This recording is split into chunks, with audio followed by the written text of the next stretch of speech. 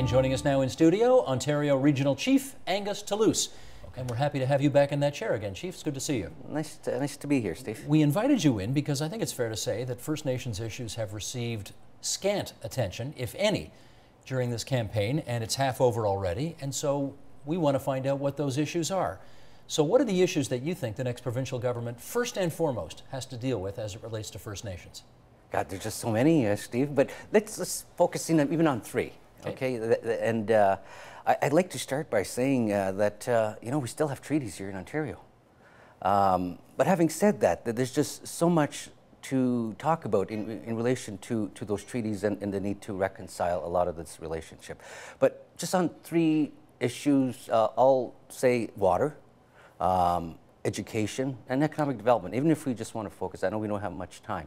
But in the area of education, we've come through a period where a young lady named Shannon Kustachin, 12 years old from Madawapiskat, had to go to school in a moldy, cold classroom on a daily basis. What she managed to do in her brief lifetime was to call on her colleagues, her fellow students, to say, is this something that's right here?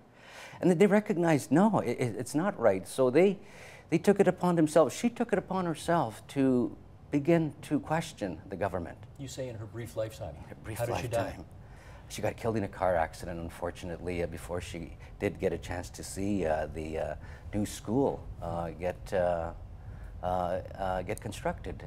But let me just say, fortunately, though, she is going to see her dream come through for her fellow students, which is a new school in Madawapiskat, which they're going to turn to sod this coming fall, and they will have a school. But it took her to, you know, have 3 different ministers pledge that they would build this school. Are there still boil water advisories for many Aboriginal communities around Ontario? 4 out of 5 of our water systems are in medium to high risk, and 1 out of 5 of our communities is having to boil their water for safe drinking. And we've had Walkerton. And this is what I want to remind the leaders of the parties. We had a situation in Walkerton a number of years back that's seen 7 people die here in Ontario, and over 2,000 hurt or in health, sick by drinking unsafe water. But yet today, I was talking to the chief of Tyendinaga recently, and he was telling me that in his community, one young lady is sick. She's been in hospital for the past 4 months for drinking unsafe water. Now, this Premier and this Liberal government would say they created a standalone Ministry of Aboriginal Affairs in order to improve things for First Nations, Métis, Aboriginal Ontarians. Are they right? Well, I believe that we need to talk about what that agenda is. And if the government of Ontario said nobody in Ontario will get sick from drinking unsafe water, why is it happening in First Nation communities, is my question. Why is it that we still have schools in Ontario that are unsafe? Why is it that we still have children in Ontario that aren't going to school at all? You're asking rhetorically, and I suspect the answer is because you fall through the cracks. Some of the responsibility is federal, some's provincial, and so it's nobody's. But we're in Ontario. Mm-hmm. And Ontario professes to have the best education system nationally. Mm-hmm. And Ontario, they've also said, we're going to clean up the drinking water. Just even on those 2 things, Steve, you know, it really is problematic for many of our communities to hear these things and see that there's no movement. And we're not talking, I don't want to get caught in terms of the jurisdictional battle that the federal and provincial government continue to put us in. And I'm saying no, the Premier, the next Premier, or the Premier today has to sit down with the Prime Minister and say, hey, in Ontario, this is what we pledged. and it's not happening. And we need Ontario to essentially be able to sit around a table with the Prime Minister and say, hey, these are issues. Thank goodness that there's been a commitment for Crown First Nations gathering coming up in the next few months. There's an opportunity where the Premier needs to stand with the First Nations people and essentially say, here are the issues.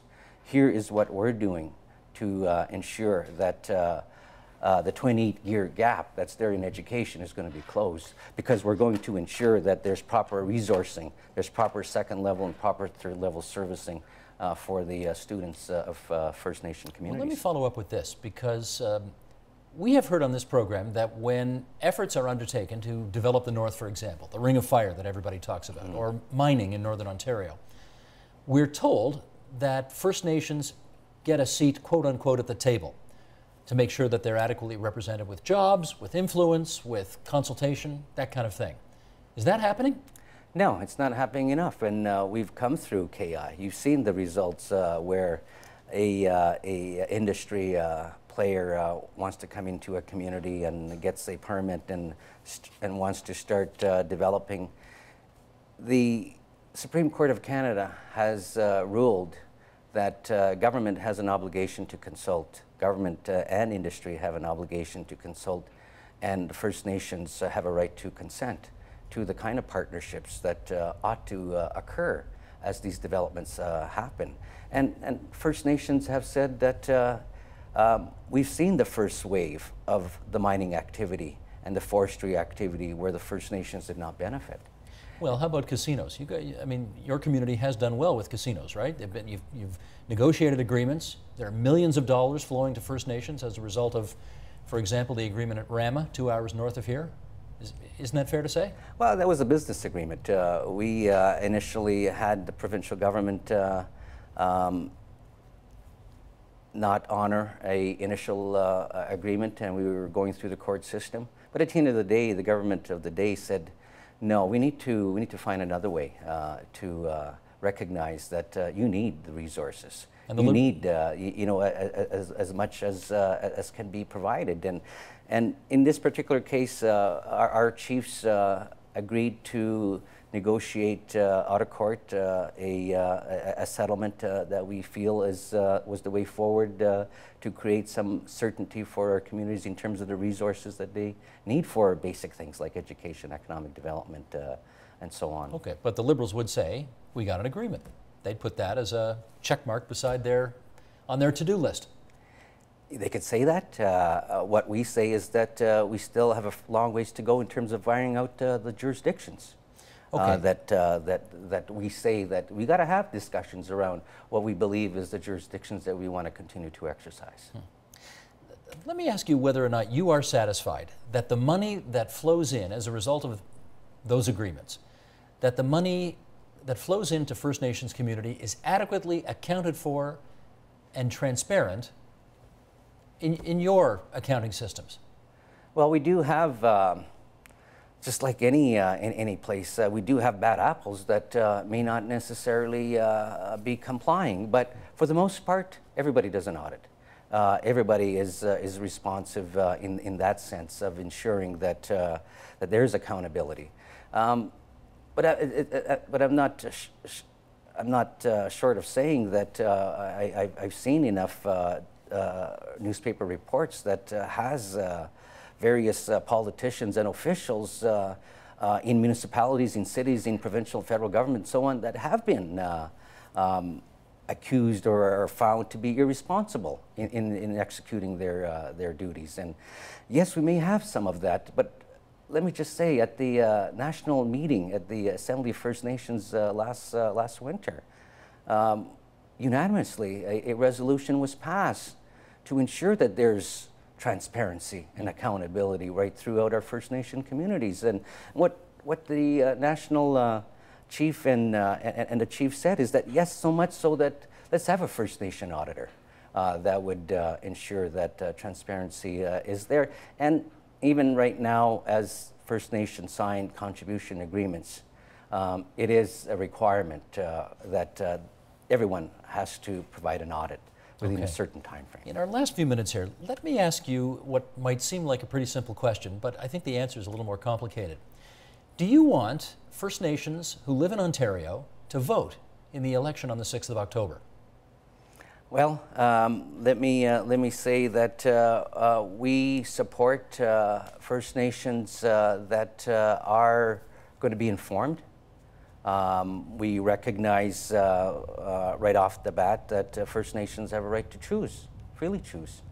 We recognize that within the UN Declaration, recognizing the rights of Indigenous people, that is something that one can freely choose. But what we've done is provide as much information to our citizens so that they can be informed as they choose if they wish to participate, and it's their right if they want to. You say if they want to participate. You're actually, unlike almost every other institution in society, you're not saying get out and vote. Well, look at in Toronto here. I don't think anybody's penalized if they don't vote. There's a huge segment, if I recall the data and the stats correctly, there was about 40-some%, if not higher, that didn't participate. Did they get penalized? I think our First Nations people, I think, have been penalized for far too long for believing they have the right to freely choose if they so desire, and to participate. Well, I note, I think we're right in saying this, that Leonard Rickard for the Liberals in Timmins James Bay and Alex Zaganyuk for the NDP in Parry Sound Muskoka are the only two First Nations, or people with First Nations backgrounds, who are running in this Ontario election. 107 ridings, presumably at least 500, 600, 700 candidates running, only two First Nations. Would it be better for First Nations if more people were participating in the, admittedly, Ontario electoral process? Well, like I was saying, Steve, we do have First Nations that participate. That they choose the candidates within their riding that they believe are going to be the ones that are going to address their issues and their concerns. And nobody disputes that freedom that they have.